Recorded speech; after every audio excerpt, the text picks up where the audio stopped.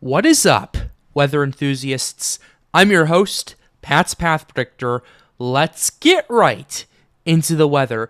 Tonight's going to be a pretty interesting stream tonight because we have Invest 97L moving through the Greater Antilles and heading towards Florida.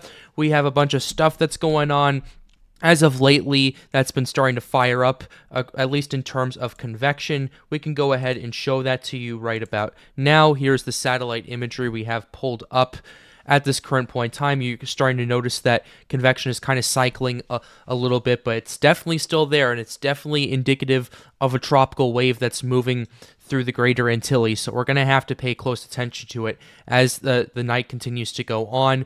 We also have the National Hurricane Center's latest advisory that we have pulled up for you right here. They have now increased it to 40% chance of development in the next 48 hours. They've held it at 70% for the next 7 days. And we can go ahead and read what they have right here. A well-defined tropical wave is producing a large area of disorganized showers and thunderstorms over Hispaniola, the southeastern Bahamas, and the adjacent waters of the southwestern Atlantic. The wave is expected to move west-northwest near Cuba on Friday and then emerge over the Straits of Florida Friday night or Saturday.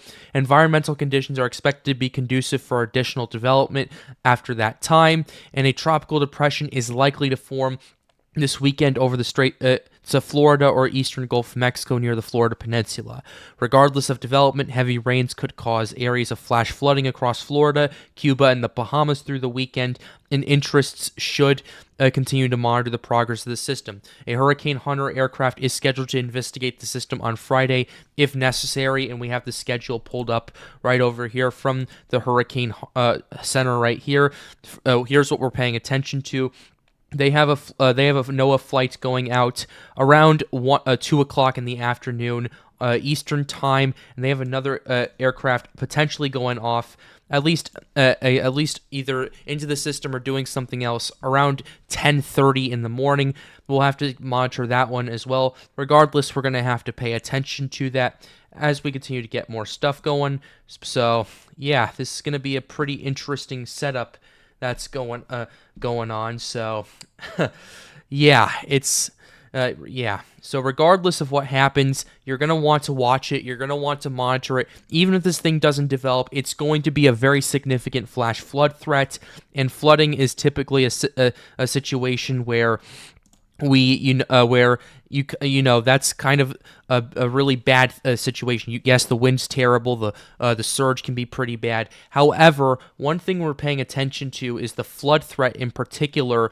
Just because we've seen many models of there's been so many models of rainfall potential happening, a lot of rain dropping, so we're going to have to pay very close attention to that as well. So we'll have to keep an eye on it. We can actually go ahead and at least get an idea of what we're potentially looking at for total cumulative precipitation, at least according to some of the models that we have pulled up. We can start with the European right here, because just to kind of give you a gauge of what we're potentially looking at. The European really wants this thing to produce a ton of rainfall. This is in excess of about this is right here, I believe, a pretty much widespread area across Florida of at least 2 to 4 inches of rain right there, and that falling in even a short amount of time can definitely cause a lot of problems. And even offshore of that, we're looking at rainfall potentially up to 6 inches on the coast of Florida, which ultimately is not a good thing. And the European, based on the track of it, has even more rain happening in the Carolinas over here, which could cause significant flash flood issues for the coasts of South Carolina and North Carolina and the inbound rivers that are over there. They are prone to overflowing their banks, so we're going to have to pay very close attention to that. So yeah, it's not ultimately we're watching all of that as well. Let's go ahead. I want to go ahead and pull up the GFS in terms of rainfall. Similar situation, has a massive blob of rain just offshore of the Carolinas over here, and more rainfall over Florida. CMC, we can go ahead and pull it up. CMC wants a lot of flash flooding to occur as the system approaches Florida. The western coast of Florida in particular could see over 6 inches of rain and going all the way across the east coast in Georgia. South Carolina, the CMC really wants them to get hammered by this, so that's going to be a pretty interesting situation if that were to happen. But yeah, we'll have to keep a very close eye on that. Yeah, swamps will overflow here in South Carolina. Yeah, that's quite a bit of a problem in regards to that. So yeah. Okay. I'm just checking something very quickly. All right. Okay. All right. Perfect. Okay. So that's the CMC nav gem as well. They don't show rain. Does the icon do as well? Let me take a look. Total accumulative precip. With this, yeah, this is going to be a pretty significant flash flooding. The reason I'm showing you all this is because even if this thing doesn't develop, even if there's a bunch of infighting that's going to be occurring with the system as it starts to approach Florida and as it approaches the southwestern Atlantic Ocean, it's still going to pose a threat regardless. And the state of Florida is paying attention to it as well, as they have declared a state of emergency for a bunch of counties over here. They've declared a state of emergency for the northern half of Florida and the west coast of Florida, pretty much from Monroe all the way up county, all the way up to Tampa Bay, and then pretty much everything further up to the north of that, predominantly because of the threat of this system. So we're going to have to keep very close tabs on that. Yeah. Okay. Yeah. Okay. Thank you very much. I have Galaxy Bender, kind of behind the scenes, giving me some information right here. What we're paying attention to as well, based on satellite, is this thing is also starting to develop some pretty significant outflow over here, which that's going to definitely help with its development. And we can go ahead and pull up that satellite imagery over there, the water vapor, to kind of show you that, yeah, you're starting to notice more outflow with this as well. And we can go ahead and zoom in on this a little bit and to kind of give you an idea. Let's see if this works. Yep, this works perfectly. Yeah, it's already beginning its stages of organization. And we're already seeing that. We're also seeing more convection starting to burst up as the sun has started to go down. Diurnal max starts to ramp up. So that's going to be a pretty big indicator. But another thing that we're paying attention to is the Madden-Julian oscillation, which is really, the effects of it have really started to show across much of the Western Atlantic. It's currently based in Central America right now, but the effects are really starting to show right now across Cuba, across parts of Florida, across the Dominican Republic and Haiti, and it's kind of helping enhance the convection of the system over here. So we're going to have to keep very close tabs on that as well. So yeah, it's going to be quite a situation right here. Another thing I do want to mention is that this is going to be one of the more trickier storms to forecast for, predominantly because we have situations where, okay, this is the perfect question. Where are the intensity models currently? They're kind of all over the place, to be honest with you. We don't know what's going on. Like, it's having a hard time initializing the system. I can just, for reference, I can show you guys for reference what I'm talking about, because just so that way, because I'm not saying you should use these models or anything like that. I just want to show you that just for the context of what I'm referring to in regards to this, because it's having a hard time initializing it even at this current point. You're having all the hurricane models going all over the place. This is the H-Mon right here. It's not as bad as the halves A or halves B, I've noticed, but the H-Mon, at least initially, has a really hard time locating this and developing this, although it's still, at least according to the 18Z, wants this thing to move south of Cuba and then approach Florida from there. But I will show you the halves A run right here, just to kind of give you an idea. They might have cleaned this up a little bit at this time. Yeah, they've started to clean up, but I can show you the 12Z halves A just to kind of show you just the kind of initialization issues this has, because it has it starting to move south of Cuba, and then it just kind of just moves all over the place across the Caribbean Sea. So that's kind of something I've been paying attention to. So overall, just I wanted to show you guys that, just not to kind of say, not to kind of say, oh, the system's not going to develop, but more to say, okay, something's kind of catching my eye right now. This is something you need to pay attention to, mainly because you are going to have a situation where essentially you're just not. We're not, just to be completely honest with you guys. We're waiting for this thing to develop into a tropical depression or a potential tropical cyclone to kind of get our information, because all the models have been having such a hard time with indicating just how strong this will get. The track models have been pretty interesting and have been pretty consistent. They want this thing to approach the eastern Gulf of Mexico, although some of the models have shifted quite a bit to the east. They now want this thing to move to the northern side of Cuba and enter through the Florida Straits and make landfall from the area between Tampa Bay and the Florida Peninsula. It's kind of, we're seeing that shift going back and forth in regards to this, and I can show you the current storms as well with Invest 97L. I can go ahead and show you the 12Z track models just to kind of give you some context in regards to this, if I can show you that. Okay, it definitely does not want me to show that. I'm sorry about that, but can I even pull the 18Z? Yeah, here's the 18Z for reference. The 18Z track models had this thing much more spread out, and the majority of the models had this thing either making landfall in Cuba and moving over the island, or ending up just south of Cuba and making landfall on the western tip. Now, if we go ahead and show you the 0Z, the tracks have definitely shifted quite a bit eastward. So, yeah, it's gonna be a scenario where we're gonna have to wait and see, and we're kind of, in a way, gonna have to nowcast it. So, yeah, that's just to kind of give you a decent enough explanation as to what's going on. Be sure to like the stream and subscribe to the channel if you are new.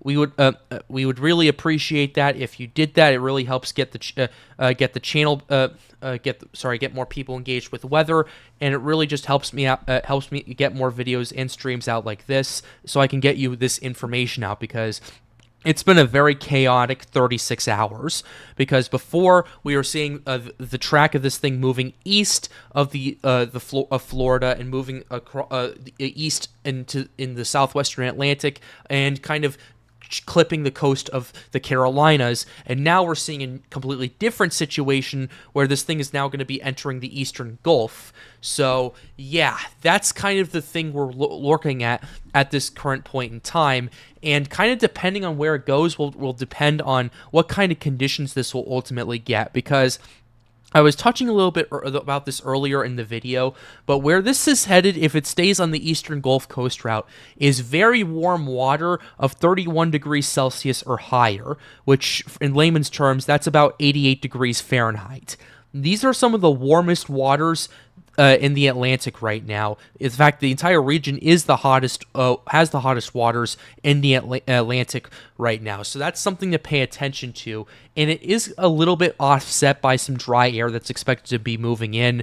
I was talking to the rest of the guys at Storms United about that, and it's kind of offset by some by a little bit of shear that's going to be moving into that. So that's kind of the situation we're looking at. We can kind of give you an idea of what we're looking at based on the forecast models, and we're going to use and I'm going to use the European just for example, and we're going to use the other models just to kind of cross-check it and see what we're looking at in terms of that. So let's go ahead and start with the 200 to 850 millibar wind shear. This is what we have pulled up. Very good environment if this were to happen today in the Gulf of Mexico. However, you are starting to see a bit more shear starting to kind of wrap around the system, and you're also noticing a frontal boundary that's over the Appalachian Mountains start to move into the region and potentially influence the Gulf of Mexico over here, which is kind of the reason why there is a little bit more shear over there. But again,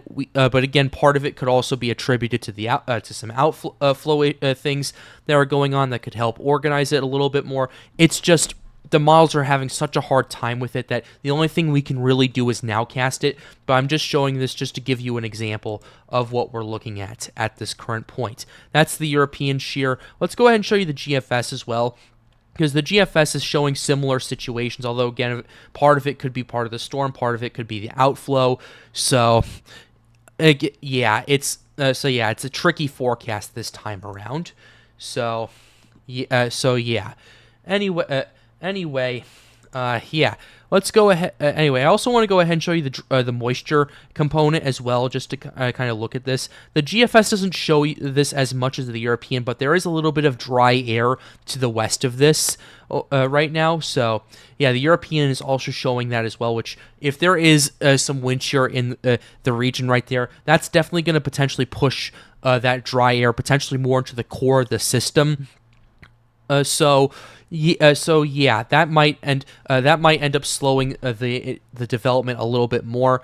But again, we're gonna have to wait and see, and we're gonna have to kind of at least in some way, shape, or form nowcast it, because here's the water vapor imagery right now. The Eastern Gulf is pretty moist right now, but if we go ahead and kind of go from here on out into pretty much where the system starts to approach, you do start to see a bit of a dry air influence coming in. Mainly, it appears to be a front coming in from the Midwestern United States and influencing the Gulf of Mexico in that way, according to the European. I want to check this with the GFS as well.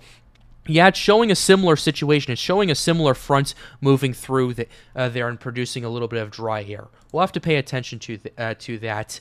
But yeah, anyway. Whew. Oh boy. So, yeah. Is there any questions you guys have in the chat? I'd be happy to take them. Also, be sure to like the stream and subscribe to the channel if you are new. It really helps this stream get out, and it really helps me make more streams like these so I can inform you guys of what's going on. So, yeah.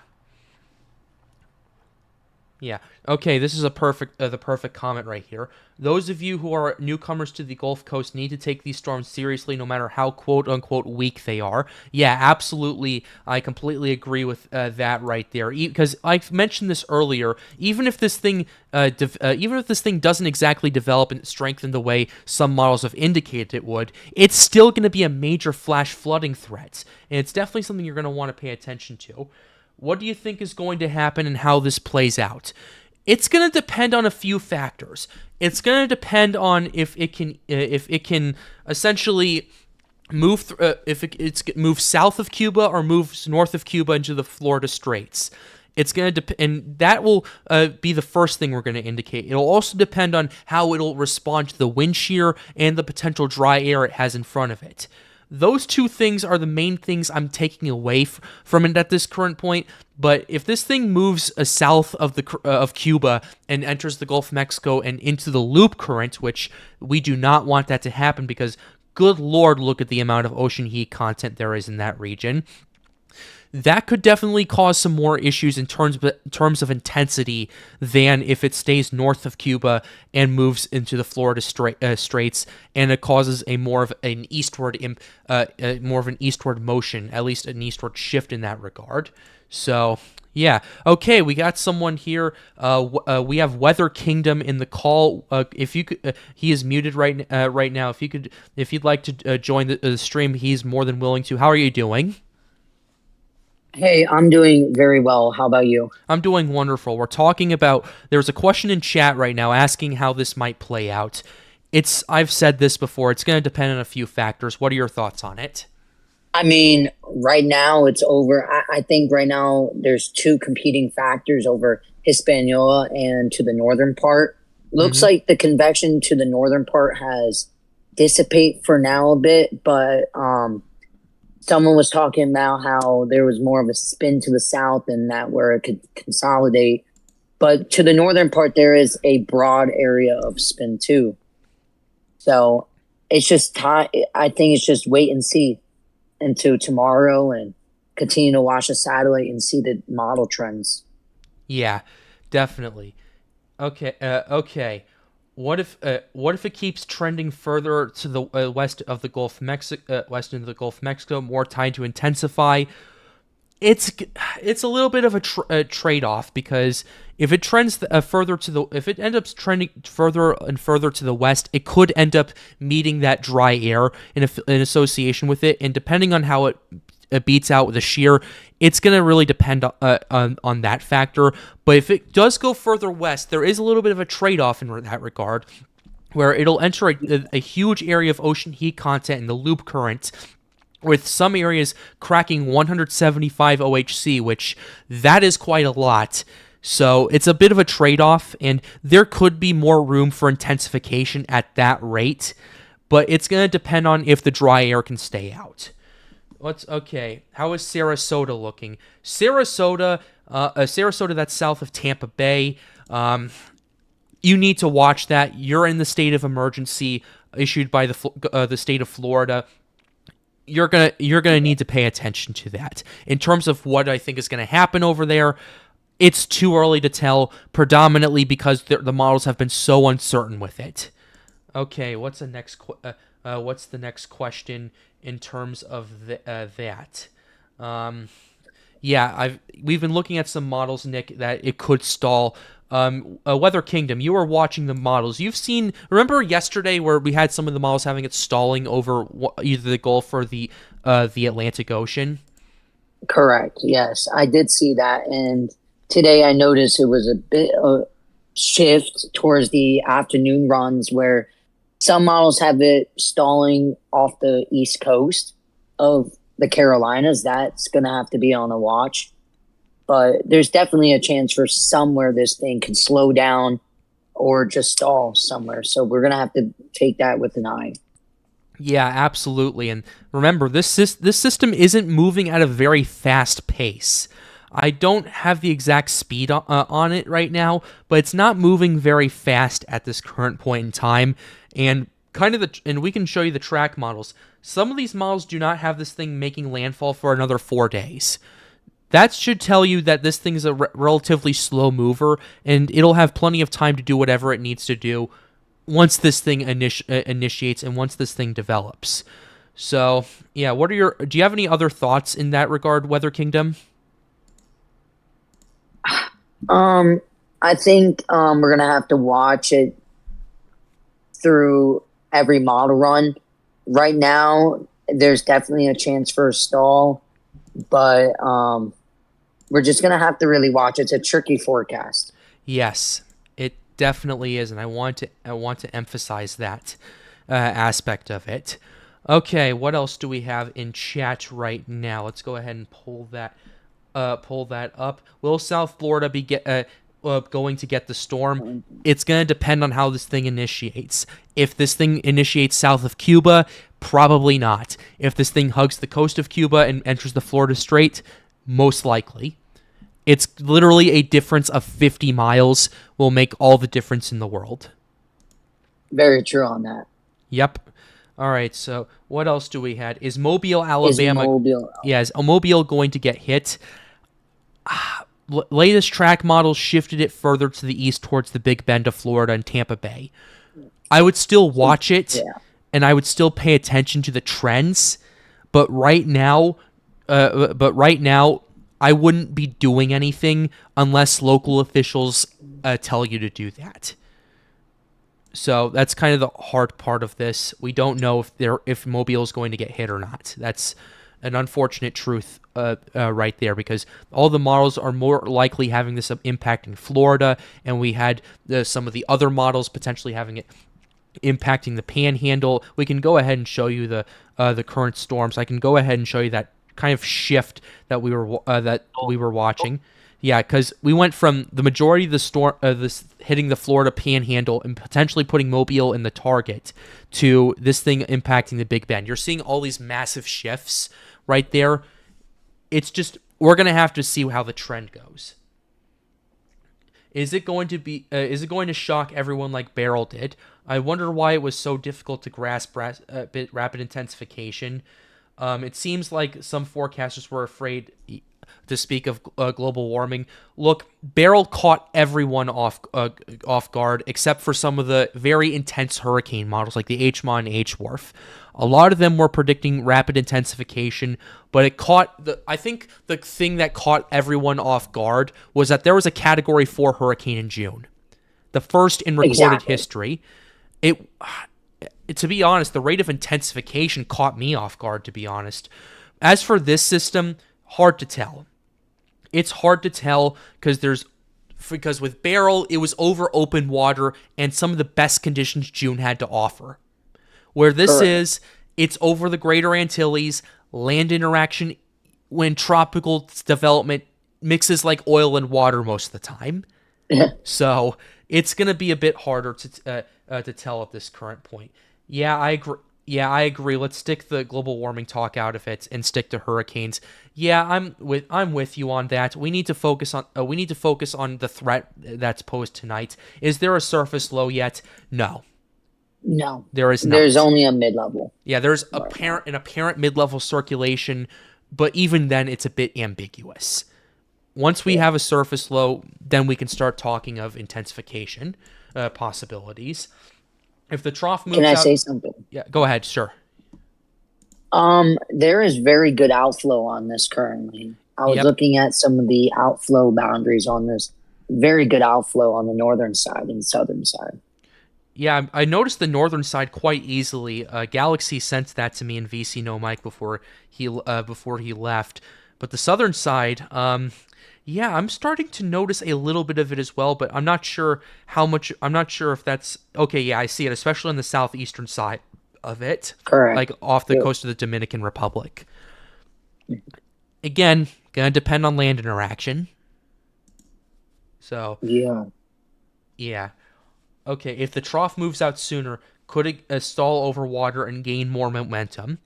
That is a possibility we have been exploring. And I will say if it stalls over water, at least in the short term, it'll be great for the system, but it'll be at a bit of a trade-off, and it'll upwell a lot of water if it stays over there for too long.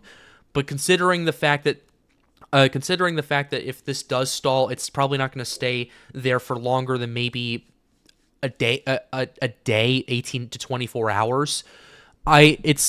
It'll be an overall net positive for it. So, yeah, I'm in Atlanta, Georgia, but I'm here guessing if there would be tropical storm effects here. It's most probably not. It's too far inland. Weather Kingdom, what do you think? I don't think it's really gonna happen. Yeah, I pretty much agree on you with that. Yeah. Okay. All right. Is this going to hit Southwest Florida? Depends on the track.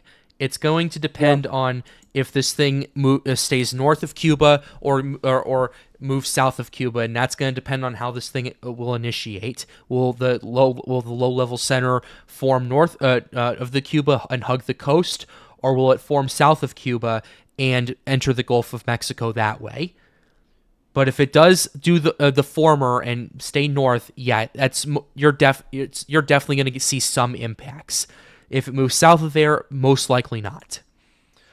Okay. All right.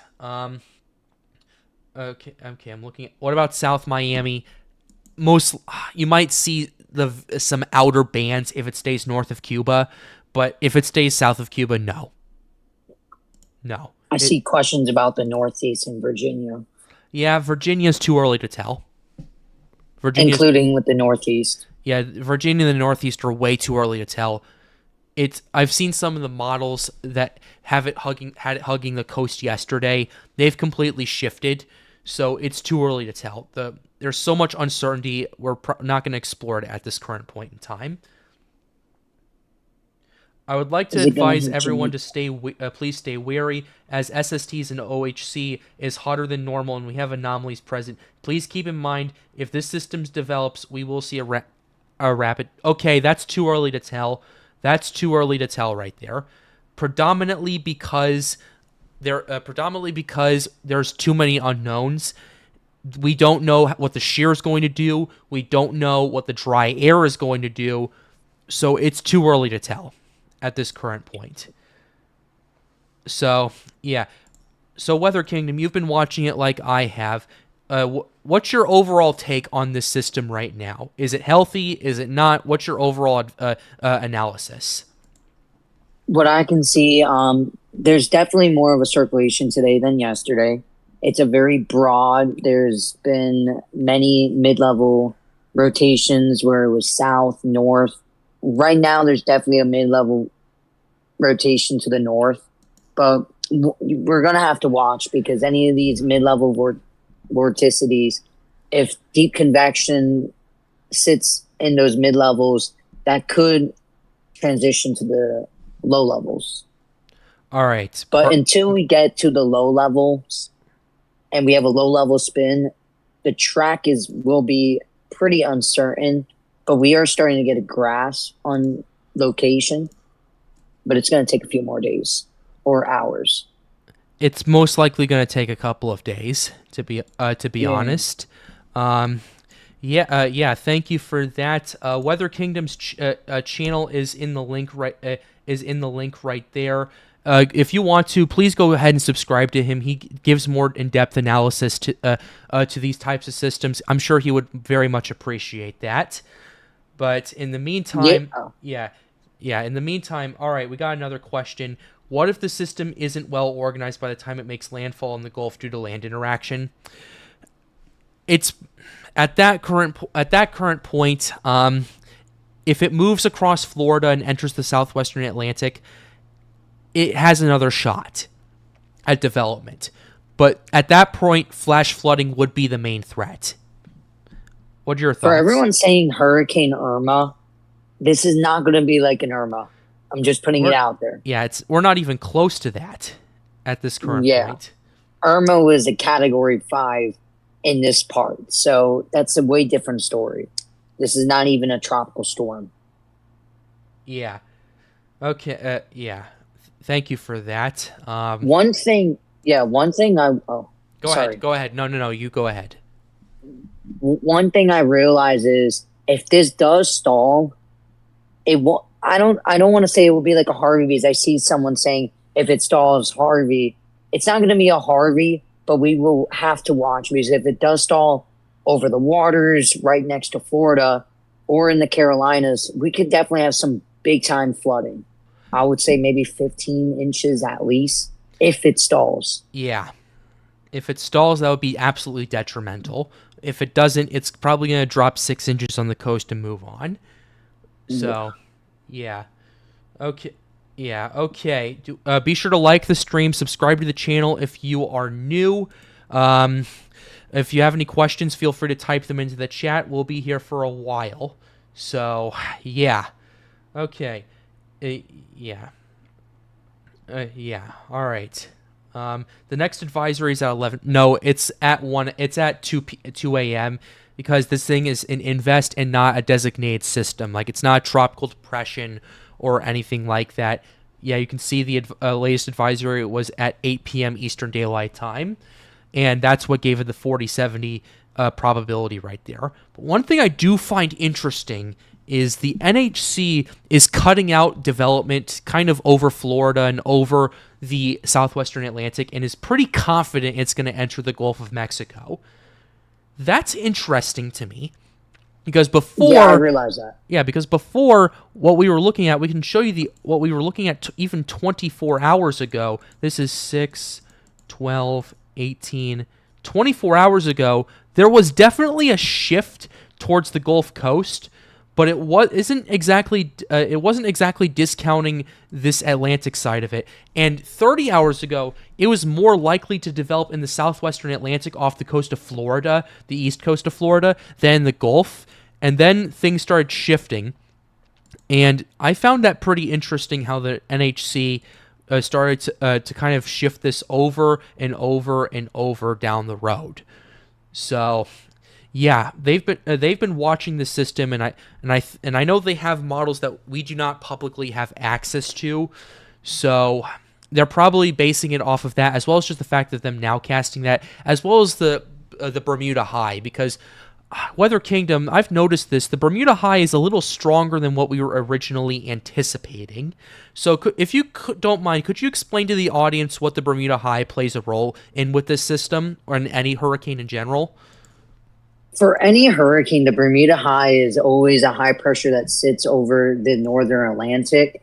And when it's stronger, it tends to help guide systems. That's basically what the Bermuda High is. But we do have troughs in the U.S. that sometimes push away or weaken the Bermuda High and helps to carry out the storm. But in this case scenario, yes, I do see that with the high being a bit stronger. So that could help. There's definitely the chances for this to go deeper into the Gulf. It's there. It's possible. But in general, it really helps to guide systems. So it depends on every storm, because it's kind of hard to tell you what's the Bermuda High going to do for so far out. Because I noticed the change too, Pat. Yeah, so did I, because before we were looking at a weaker Bermuda High and this thing moving into the southwestern Atlantic, and now that's not the case anymore, and the Bermuda High's been holding pretty strong. And I can, just for context, I'm going to go ahead and show you just the Bermuda High in question right here. I know the models pick up on it pretty well, and I can use that as an illustration for the rest of you. The regions, let's go to the North Atlantic. This, where my cursor is right here, that's the Bermuda High, where that 1027 high pressure system is. That's your Bermuda High, and that's your driver right there. And, you know, high pressure systems, they flow in a clockwise direction or anticyclonically. Low pressure systems rotate cyclonically or counterclockwise. And what this high pressure system does is, with the flow being clockwise, this whole southern area is moving to the west, and those upper level winds are what's carrying this system further to the west, and why this thing's pushing deeper into the Gulf instead of this collapsing and moving off the east coast. If that were the case, and the system this system developed in the east off the east coast, we'd have a much different topic to talk to you guys about tonight, instead of a potential Gulf threat, where at least the main threat right now is flash flooding, because we don't know what the other threats are going to be. Weather Republic, is there anything you'd like to add? Or Weather Kingdom, sorry. Weather Republic, someone else. Yeah. You're good. Especially with this system, the Bermuda High plays a big role with it. And it definitely plays a role with the stalling of the system. But there's definitely a few factors that helps to decide the stalling. Because we have cold fronts coming in, we got troughs, and there's some models that collapse the steering flow. High pressure builds in. Because on the GFS, if you can bring that up. Which one? You know, 18Z? Yeah, let's look at that. All right. If you I'm noticing that as well. If you play that out to the Carolinas, this is a little bit farther out. Take this with a grain of salt with the GFS. It kind of pushes it back towards the coast. Yes, it does. It's very interesting to me that it does that, and that will be a catastrophic flooding event if that happens. Yeah, I'm looking but at that. That's too far out. Yeah, I mean, by the time it gets to the Carolinas, according to this GFS run, it's only about 4 days out, which is pretty interesting. And for that to happen, it would have to clip the northern Cuba coast and make landfall near the Sarasota area as a tropical storm in order for that to happen. Which I will say, if that does happen, the southwestern Atlantic will be a better place for development because of the Gulf Stream. And there's going to be less wind shear. So we're going to have to pay attention to that at this current point in time. So, yeah, Weather Kingdom, what are your thoughts on all this? Just because I'm noticing it right now. I'm noticing a weak high pressure system in the Gulf of Mexico as well. Yep. On that run. That helps it.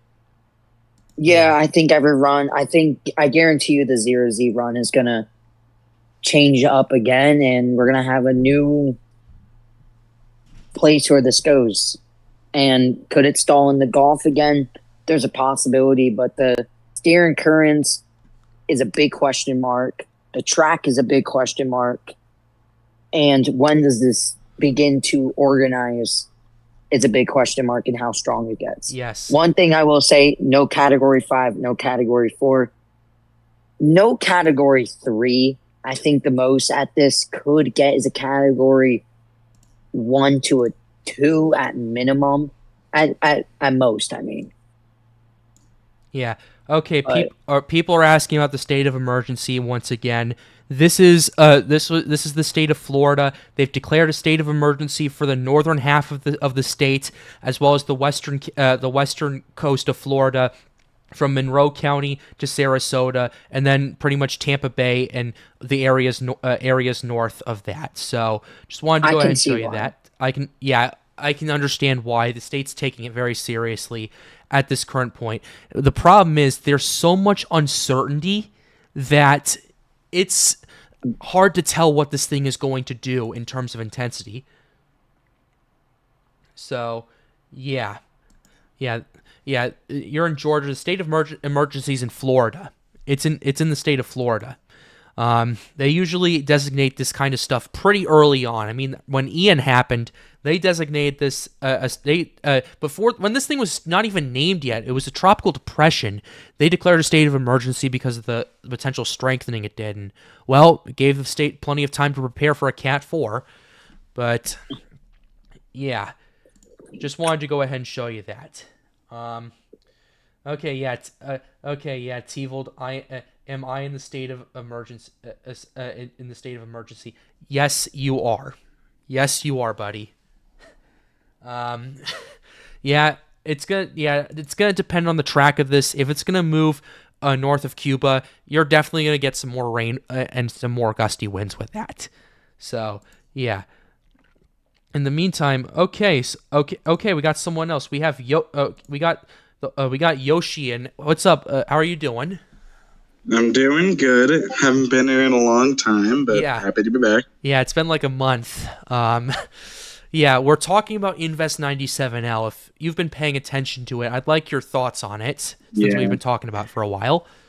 Well, I've been very closely paying attention because I'm supposed to be in one of the worst rains for it. Go ahead. It's slowly been moving east on the models, but I think it'll lock in either a landfall from Tampa to Alligator Point. I think that's where we could see a landfall, but most of the rain is going to come towards the west coast of Florida. Let me look at my local forecast here. This is for Spring Hill. Climate. We got climate tomorrow. Holy crap. But tomorrow we're supposed to see a whole bunch of stuff. But looking at the forecast, the full forecast of this, I'm trying to find it over here. Oh, you know what? Where I could find it? I could find it on their forecast discussion. There we go. It's supposed to... Let's look at the forecast discussion from National Weather Service, Tampa Bay. I'll go ahead and take a look at that. I'll go ahead and pull it up as well on the stream. Okay. All terminals tomorrow afternoon. Conditions for the weekend look more uncertain as a tropical disturbance. Oh, there we go. We found it. Now let's get into this weekend and early next week. What we know for sure is a tropical wave current over Haiti will be moving into the Gulf of Mexico by late Saturday into our Sunday. Models, at least for now, have come in a better agreement that this wave of low pressure will be in the Gulf and near Tampa around 18th Sunday. The strength of the system at that time is still in question, with models ranging from an open wave to a low-end Category 1. Models still slowly move this system north and northeast on Monday and pushing into the Panhandle and North Florida. At that point, there is still a big spread in speed of the system. The stronger GFS has a storming moving out of the area by Monday evening, while Euro has the system lingering around North Florida and South Georgia through early Wednesday. Right now, our main concern will be heavy and persistent rainfall with But what happened? What happened to the guy who was writing this with a slowly moving storms? Thank you, guys. With a reasonable worst-case scenario rainfall totals between 4 to 6 inches. We need to replace that guy. I swear. Yeah, he needs. Yeah, there needs to be some grammar training with that. Oh, totally. Yeah. All right. So in the meantime, we're paying attention to that. Before I ask you my next question, Yoshi, be sure to like the stream, guys, and subscribe to the channel if you are new. It really helps us out and helps us get more people engaged with weather. And considering that we're watching Invest 97L, and this does pose a pretty big threat, at least some sort of variable threat to Florida, that's why we're paying attention to it. But Yoshi, if you've been kind of watching all this, the models have been kind of all over the place with this. It's starting to go in. Go ahead. Well, it's starting to go into agreement over yesterday and today. For a while now, I saw models start to go in agreement with it going right off from Tampa yesterday. And we're still seeing that today, so I'm pretty confident in a slow-moving system just right off the west coast, similar to Idalia. Yeah. Yeah, we all remember Idalia. That was a pretty interesting situation. But one thing we're paying attention to in regards to that is there is going to be some more wind shear apparently, and a little bit of dry air in the Gulf of Mexico. What's your thoughts on that? If you've been paying attention. Can you repeat the question? I was looking at something else. Sure, I got you. There is going to be the potential for some wind shear and some dry air to potentially slow down this development, according to what I've been looking at with some of the models. What are your thoughts on it? I think that it's in a good enough environment as to where it will form. The NHC certainly thinks so. It's got a 4070 on it right now. I don't think I'm going to look at satellite, but the last time I checked such satellite in the Gulf of Mexico, there doesn't seem to be much drier. Yeah, the Gulf of Mexico, the northern Gulf of Mexico especially, is quite wet, mainly because of these Florida thunderstorms that are going south right now, which will definitely help in this thing's, which definitely aid in this thing gaining more moisture. I think it can hold off any dry air that it gets into. All right. Concerning wind shear, I don't know much about wind shear. However, some models certainly think that it probably won't have much. The only thing that looks to be stopping it right now would be land, would be the Florida Peninsula itself. All right, that'll be interesting to watch right there. So yeah, from what I'm looking at, the track definitely seems to be getting better, but the intensity is kind of all over the place, and I can understand why, because the variability of the modeling. Like this system, like the modeling hasn't really done well with this system, at least in terms of historical ways where it did with last. I mean, Barrel did an absolutely phenomenal job with that, with it initializing, and with some models intensifying. But this one, it's a much more tricky forecast because of land interaction, because just there's so many unknowns with this. It's going to be interesting to see how this whole thing plays out. But Yoshi, what are your thoughts on kind of what I just said right there? Okay, Yoshi is not there. He's not there. Weather Kingdom, what are your thoughts? Oh, are you back? I was looking at something real quick. I'll see what he said on the stream. He can say his thing. Yeah. Weather Kingdom, go ahead. Were you talking about the Gulf, right? I was talking about just the variability and the inconsistency of everything. Oh, yes. I totally agree on that. There's a lot of inconsistency. I think this is going to take a few days to really nail down, but anywhere, I think you guys should really focus on your local news and see your local area, because it's going to fluctuate between county to county, rainfall totals. And one thing is with always tropical systems is bands. Sometimes you can get lingering bands that drop a lot more rain in a mile and the other mile gets less. So that's another thing with tropical systems, especially this broad. Yeah, most definitely with that. Let's see. We're going back to satellite with 97L. Just want to take a look at the water vapor imagery one more time. I also want to go ahead and take a look at some of the other stuff I've been paying attention to as well. There's been kind of some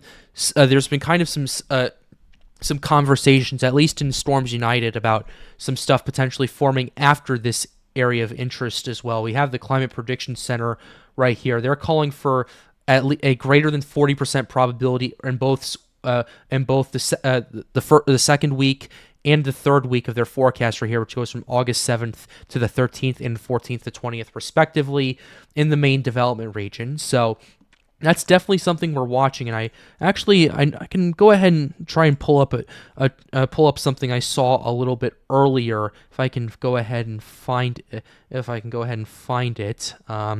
Okay, it's probably in here. Yeah, I'm trying to find it because I'm seeing something in regards to some higher moisture anomalies. I'll go ahead and pull it up. Pull it up in the climate models. I'm going to use some of the models right here to take a look at it. Certain there it is. EPS. There it is. Yep, there it is. Go. That's a certain EPS members, Bureau ensembles are showing the possibility of a system in the MDR after this. It isn't very very bona fide yet. Yeah, I can understand why. Let's see. Okay, just looking through this. Yeah, I can understand why, because there's so much. It's so far out, and there's so much uncertainty with that. But yeah, that's going to be it's going to be interesting.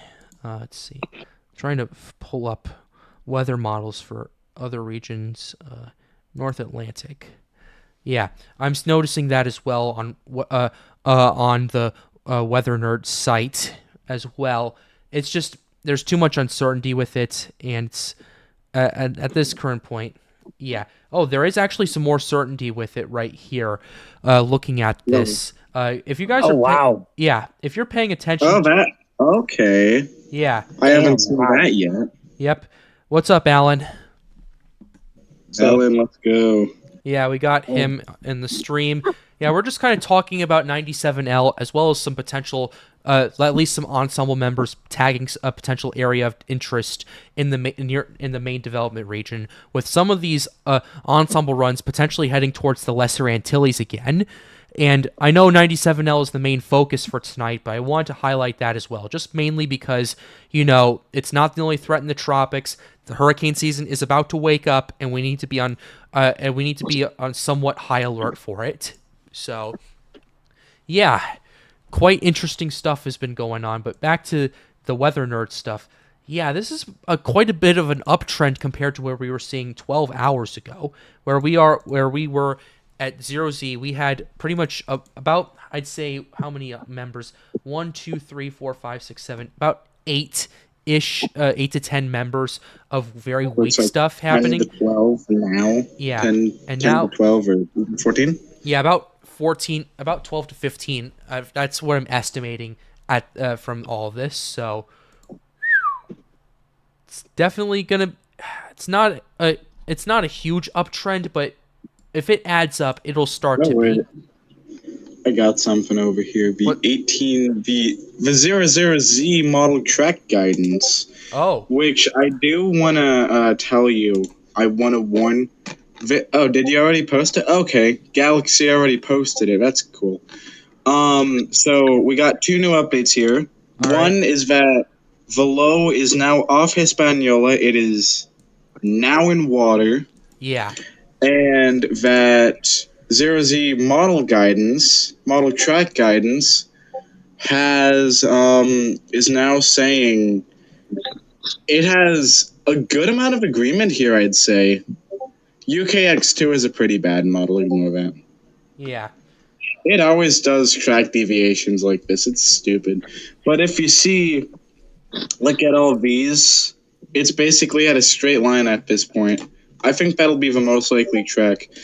By the way, the model intensity guidance, I don't think we should use that for now because all of these model intensity guidance stuff and track, but especially in intensity guidance, this thing already assumes it's a tropical cyclone when it's not. Yeah. So we should be very wary of model intensity guidance and a bit on model track guidance. But if we have something, it looks like it lines up with most models that don't already assume it. So I can trust the model track guidance. All right. Thank you. All right. Thank you very much for that. All right. Chase is asking how fast this is moving. It's hard for us to tell. Yeah, it's moving by about 10 to 15 miles per hour right now, but it's expected to slow down as it turns into the Gulf of Mexico. I can pull up. We can see the answer on the tropical weather discussion. Sure. A robust tropical wave is analyzed with an axis along 72 west from 12 north to 23, moving west at around 15 knots or 20 miles an hour. Yeah. Okay. Yeah, it's definitely definitely interesting right there. We saw the track models though. Taking a look at this, yeah, this looks like it is expected to slow down to some extent as it moves into the Gulf. At least that's from what I'm looking at this current point. But regardless, it's going to be interesting how this whole thing ends up playing out and how this whole thing ends up going, because I mean there's so many unknowns with this that it's kind of hard for me to give an estimate of how strong it's going to be, because we don't even know, like, this thing doesn't even have a low level center yet, and it's moving either very close to or just off of the Greater Antilles. So land interaction is also another problem to take a look at. But yeah, Yoshi, what do you got? Anything I got? Yeah. I do want to say, I don't know if this has been mentioned, but a reconnaissance aircraft is being pulled out tomorrow once it goes over waters. Oh yeah, over I Cuba, did. What's up?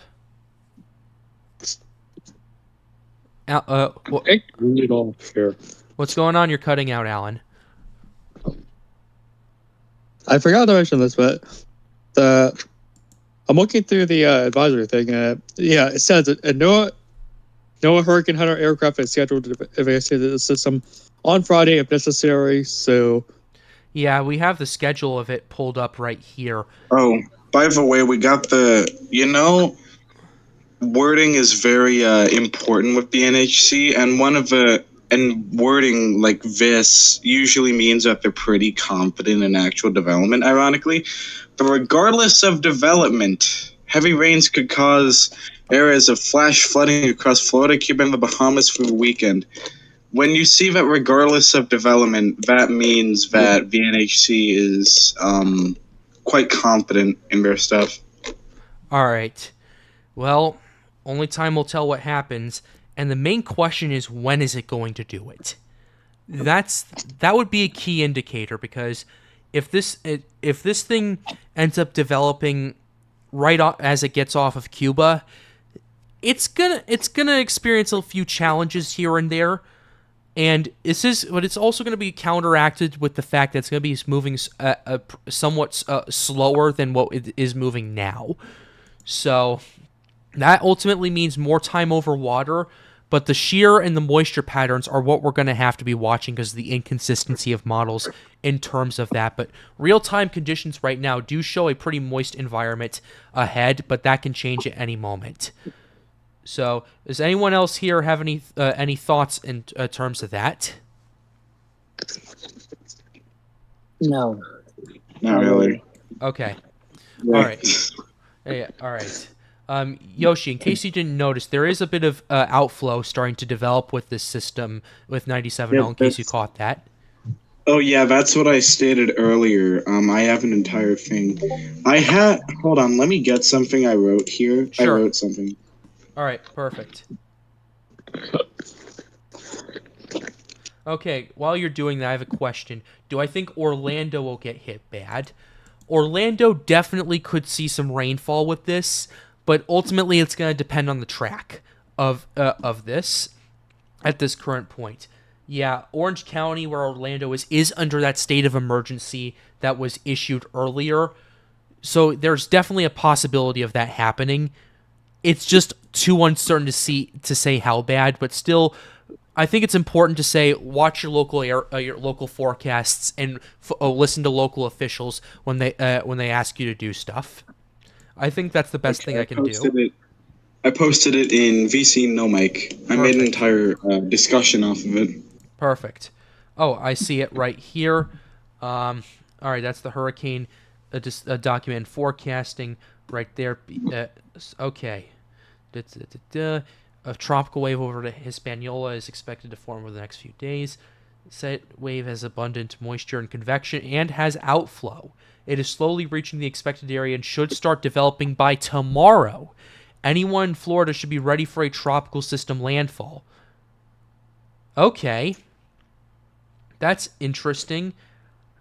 And this was earlier today, wasn't it? Or was I was supposed to make an update at 8, but holy crap, was I tired. I'll make an update now, actually. Can you actually update?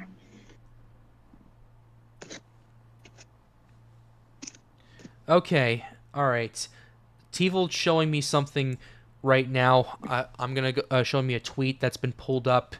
Latest model runs from the H-Wharf, H-Mon, Halves twins are all developing Invest 97L into a strong tropical storm or low-end Category 1 hurricane before she makes landfall somewhere between Apalachicola and Steinhatchee, Florida.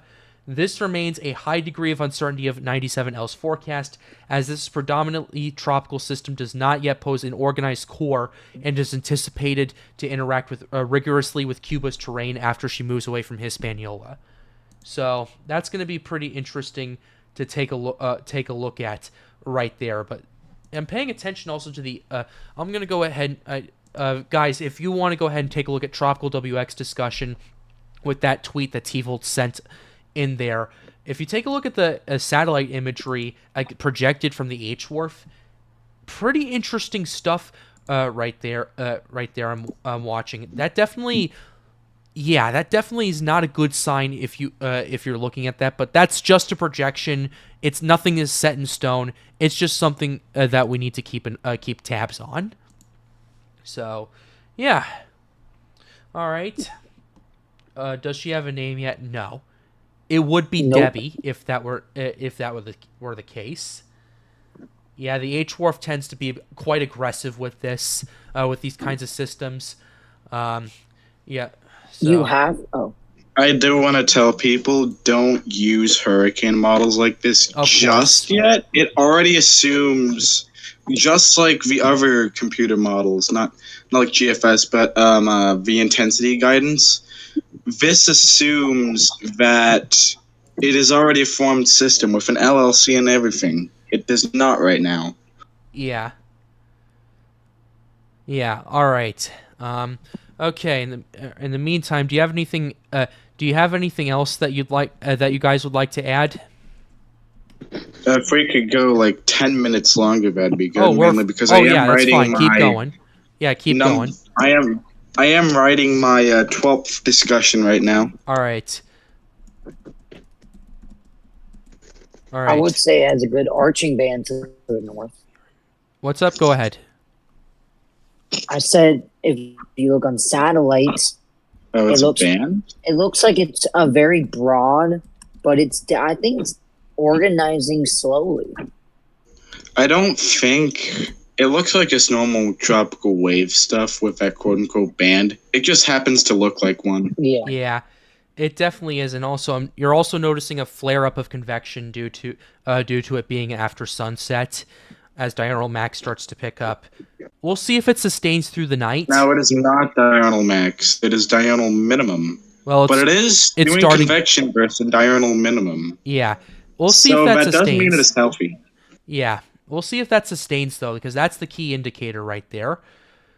Because if that sustains right there, then okay, we might be looking at something else than just a little flare up over here. Although we are seeing a pretty big burst of convection, and we've been seeing it over the course of the last. This is over the last hour, right here. That's impressive, and it's flaring up right over the Turks and Caicos. Wow. Does anyone have a radar near the Turks and Caicos? I don't know if radar. I don't know if the Miami radar can get that far. I can take a look. No, it's no. I don't see there. It can't get that far. Not even the Puerto Rico radar can either. The furthest the Miami radar can get is towards northern Cuba, which we really don't need to use because it's just this system's not even over there yet.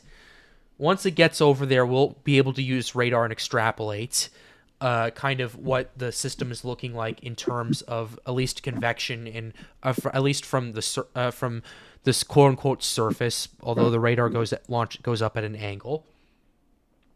All right. One thing I will say. Go ahead. One thing I will say. Yoshi talked about it earlier. If this low level, or when we do see a low level center, if it stays over the waters and doesn't have impact with Cuba, this could strengthen a little bit quicker than what we were thinking of. Okay. All right. Thank you for that. In the meantime, yeah, we're just noticing that flare up right there. Like I said just about 2 minutes ago, we'll have to see if that holds, because if it doesn't, then that's just regular tropical wave stuff. But if it sustains, hey, there might be something more to it. Another thing I'm paying attention to as well is the Madden-Julian oscillation, because the MJO, as of right now, is over Central America, at least officially, but the effects are starting to show up, and we saw a bunch of convection fire up across much of the Greater Antilles, especially in Cuba, even before this system arrived, and it kind of helped give this system a bit of a boost earlier today. And it's kind of, and at least right now, you're seeing more and more convection flaring up. It's not just one band either. You're noticing more convection starting to flare up between Cuba and Haiti over here, as well as some areas just off the coast of there. What's up? Was anyone about to say anything? No. Okay. All right. In the meantime, yeah, I just wanted to take a quick look at the satellite and give an observation on that. But yeah, it's quite the story to take a look at, because the MJO has really been kind of starting to show its effects as of lately. So, oh boy. Yeah. All right. I really like this caster. I will subscribe, which I don't subscribe to many. Yeah, thank you very much. Be sure to like the stream and subscribe to the channel if you are new. It really helps get more people engaged with weather, and it really helps out the channel, and it really helps me get more streams out like this. So be sure to like the stream and subscribe to the channel for those of you who are just tuning in. And if you have any questions for us in the chat, feel free to type them in, and we will go ahead and answer them for you. When should Tallahassee see an impact? What day? It's going to be, I'd say, 3 to 4 days from now, if it does happen that far north. The models have trended a bit further, at least the tracks have trended a bit further east, but Tallahassee's not out of the woods yet. Go ahead. What's up, Weather Kingdom? You were about to say something? Oh, no. Okay. My bad. All right, you're good. Okay. All right. Well, can someone explain what will happen at Tallahassee? It's going to be, it's right now there's too much uncertainty in the track, because it's been bobbing and weaving back. There's been a more consistency in terms of the models, but yeah.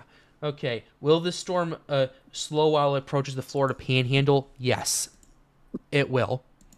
And the track models indicate that it will slow down at least to some sort of extent. How slow it'll go, we're not 100% sure. It's going to depend on the steering currents of it, but it is going to slow down. I'm really waiting on the icon to start running. Yeah. In the 0Z models. Yep. Will this hit Panama City? It's hard to know. It's hard to tell because we're seeing this bobbing and weaving of the track models. Because the 18Z, the track models had this thing. The majority of them had it hitting the Florida Panhandle. Now the majority of them have it hitting the Big Bend. So until we get some consistency in the track models, it's too early to tell. Fort White. Fort White. I'll have to look at that in a second. Will Mississippi need to watch? Probably not. It's probably not at this current point. You guys should be fine that far west. All right. All right. Beaufort, South Carolina, and then I'll answer the Fort White question, and then I'll get to Beaufort, because Fort White, I'm not 100%. Honest to God, I'm not 100% sure where that is. In this. Hey Yoshi, do you know where Fort White is? No, I don't. But I did release a new hurricane forecast and discussion. So if you want to read that out, you can. Okay. It's pretty short, mainly because there wasn't really much new stuff going on. Sure. But it's still a good read, in my opinion. All right, I'll go ahead and read it out. A tropical wave has just moved off of Hispaniola and is now over water, having outflow and some rotation. It is expected to move across Cuba and organize, then go north. Models want it to go a bit west of the Florida west coast and make landfall anywhere from Naples to Alligator Point. Anyone from Key West to Panama City should be preparing for a tropical storm or hurricane. All the models have the track mentioned earlier. However, the GFS is a bit further east than the rest. Special areas and statements along the west coast and panhandle of Florida should be preparing. What's up? Okay. My brother's in the room. All right. Along the west coast and panhandle of Florida, should be preparing for strong winds and potential flooding. Rainfall 4 to 8 inches is expected, which is more than enough for flash flooding. Know your evacuation zones and make a plan. Know your flood risk and gather supplies in case power goes out. Writer's comments. I think whether the 0Z model suit. Whatever the 0Z model suite shows is likely what will happen. There's planned aircraft reconnaissance tomorrow, which will help the models. Thank goodness for that last part. But yeah, before I got to that, I wanted to answer the question regarding Fort White. That is near the Big Bend, and that's in the track right now. So you're gonna have to watch it very closely. Beaufort, South Carolina. Let's go ahead and take a look at that. It is a little too early. It is a little early for that, but I will take a look at it. Yeah, if this thing moves far enough inland, you guys definitely could see some impacts from that. Jacksonville, yeah, you guys are in that state of emergency, so I would be keeping a very close eye on and watch and listening to your local officials. All right. Okay, what's the wind speed ceiling for this storm? That is a good question. It's hard for me to really answer. Depends. It's going to depend on what happens in the next 24 hours. But if you want to hold me up to gunpoint, 85 miles an hour. That's my gut as a peak, because that's what a lot of the forecasts are showing it at peaking at. Although I wouldn't rule out anything stronger just in case. But 85 for now. I got an update. Sure. So, sandbags. If you're at the city of Tampa, if you're in Hillsborough County, or if you're in Citrus County, if you know any sandbag locations, go to them tomorrow because they'll start handing out sandbags, and so will Panama City. Yep, that's a great point. That's a great point. Could it stall over Central Florida? I don't think so. I don't think so unless the steering currents absolutely collapse. But yeah, Yoshi, thank you for that. All right. Oh, wait, I just got a good post here. Holy crap. All right, go ahead and send it in. I will. It's showing the new consensus between the models, which is really good. Yeah. And an eastern track. Where is the server? Okay, there we go. It's going to be in VC, no mic. I'll take a look at that Awesome. right now. Oh, this is... If you want a quick thing, red is 6 hours ago. The pink is now. Yeah, on this is the yeah, that's hurricane-specific models. Yep. That just shows you the shift this is having. Because 6 hours ago, this wanted this to make landfall near Apalachicola Bay.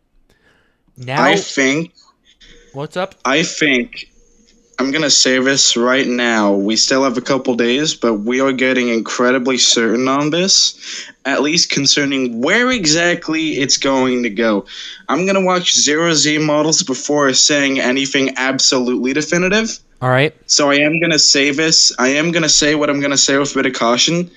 I think that pink line is most likely is what's going to happen. Maybe a bit further east. But that pink line, I think that is the most likely to happen. Just look at that. Yeah, I'm looking at it. That's pretty much going through the same areas Adalia went through. Which is insane. Do we know if this thing is any slower than Adalia? I don't. I'm not 100% sure on that. But what's up, Weather Kingdom? You know, Tampa is very prone to flooding, especially in these systems. And if this does go north of Tampa, we can have major surge and major problems for I wouldn't say major, but the flooding would be sort of insane. Yeah. Yeah. We saw it with many storms that went past or pretty close to Tampa. So big time surge is possible. Yeah. All right. Okay. Yeah. Okay. Yeah. Louisiana better not get hit. They won't. They probably won't at this current point. Yeah. No. Yeah. I don't see that. Okay. Yeah. There's a new moon too, so the surge will be worse. Yeah. That's good. Yeah. That's interesting. Wait, a new what? Hold on. Let me see. A new moon. Oh, a new moon. Oh, that's bad. Yep. Hold on. Let me look at the moon phases. Yeah. Because that's gonna be pretty. That's gonna be pretty paramount, especially in these areas of Florida. Yeah. So right now we're at 5.8% moon with a waning crescent. All right. A new moon will be on August 4th at 7:13. We don't care about the actual time, but August 4th is, I believe, when this does get hit. Yeah. This does hit. So that's. Yeah. Great. Great T. I saw your comment. You say 85 to 110. I don't see it higher than 85 unless something completely goes wrong, unexpectedly. But we'll have to pay attention to that. We're not seeing. Yeah. We're probably not going to see a high-end hurricane. It'd be like the biggest surprise since Beryl. Not gonna lie. Yeah, and even Beryl was such a shock because of the timing of it. But yeah, let's go ahead. What's up? It's not gonna put it down. Yeah, but I'm looking at this now. Where is it going to hit at the lowland in Florida? Flooding will be bad. Most likely the Big Bend at this current point. If this storm continues at this speed, is re-strengthening back to tropical storm or hurricane out of the question when it goes up to the East Coast? No, it's not out of the question. It most certainly is. In fact, conditions there are arguably better over there than in the Gulf of Mexico because it has less shear and more moist air to work with. So that answers your question right there. Okay, what else? is going on? Yeah, let's see. If you have any more questions, feel free to type them into the chat. I'd be happy to answer them. But in the meantime, what else do you guys have? No, really. I don't think much. All right. Apparently, quote, yeah, track will shift a lot until we get recon. Apparently Saturday, but I see it as Friday, so I don't know what they're talking about. But, yeah, I'm not going to say 100% until we get recon, but I am quite certain on the track we're seeing. Okay. All right. Looking at something in Tropical WX. All right. Yeah, Galaxy's back. Perfect. Yeah, perfect. All right. Thank you for joining back. Yeah. Just a lot's been going on. Okay. All right. Is there any questions you guys would like to be answered, or is there anything you want me to look at in particular? Because I've pretty much covered almost everything I wanted to cover tonight for you guys. So just let me know. Yeah. So just let me know if you have any more questions, and I'd be happy to answer them. Okay. I'm in Fort Lauderdale. I'm still watching this closely because of how close it could come to Miami and Fort Lauderdale floods easily. What's your thoughts on that? Pay attention to it. That's the best advice I can give to you at this current point. I'd still pay very close attention to it, but this thing is going to be moving into the Gulf of Mexico most likely at this current point in time. You guys definitely could see some rainfall from this if it stays far enough east, and there could be some flooding over there, but overall the worst of it's going to be in the western half of the state. All right.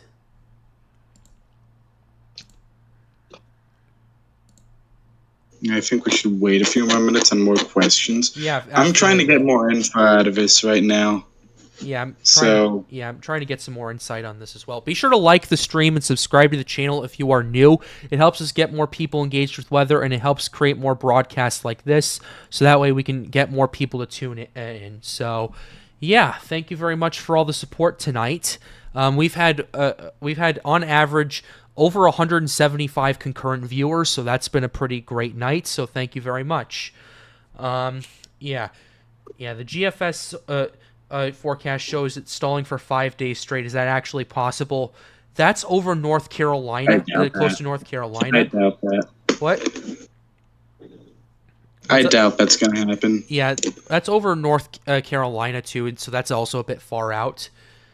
By the way, Pat, likely it'll move fast enough it won't even rapidly intensify when it's off the coast of Florida. That's the best case scenario. Okay, what about Jamaica and Cayman Islands? Jamaica, I'll take a look at Jamaica. Jamaica could get some rain from this. It's not out of the realm of reality. Cayman Islands could too if this thing moves south of Cuba, but nothing more than that. This thing isn't even a tropical depression yet. I know Beryl really caused a lot of damage, especially in Jamaica, and I know you guys probably don't want this, so at least the good news is this thing isn't even a tropical depression yet. So, yeah. I just wanted to let you know that on the 18Z GFS, the scenario where it stalls is if it misses the trough and ridging builds back over the east coast of the U.S. Okay. Thanks, Galaxy. I know you guys probably couldn't hear him because his mic's is pretty quiet, but he was referring to the 18Z GFS and talking about basically the reason why it has it stalling is it missing the misses the trough, and it kind of the steering currents just kind of take it nowhere until it hits North Carolina. Does that sum it up about right? Or okay, Galaxy is muted, so. Well, thank you very much for that. All right. Okay. Yeah. Okay. All right. Well, it's going to be interesting what happens. Good job on this live. Thank you very much. I really appreciate the support you guys have given me tonight. Is there anything else you guys want to talk about before we end things? No, I think it's good. I'm talking with someone on the entire reason why it's shifting east like this, and why it's likely going to shift east more, is because the northern part of the trough axis is becoming better than the southern, but the south axis is starting to flare, so I could totally see that going over. That's probably the biggest uncertainty right now out of everything. Once we get recon tomorrow, and once we see which vortex is actually there, then we will probably see which vortex and will likely dominate. All right. In the meantime, we got a $5 donation by Fisherman357. Thank you very much for the donation. I really appreciate that, and we appreciate that here on the Pat's Path Predictor channel. So thank you very much for the donation. It's very much appreciated, and and the amount of support you've given is pretty unbelievable. So thank you very much for that.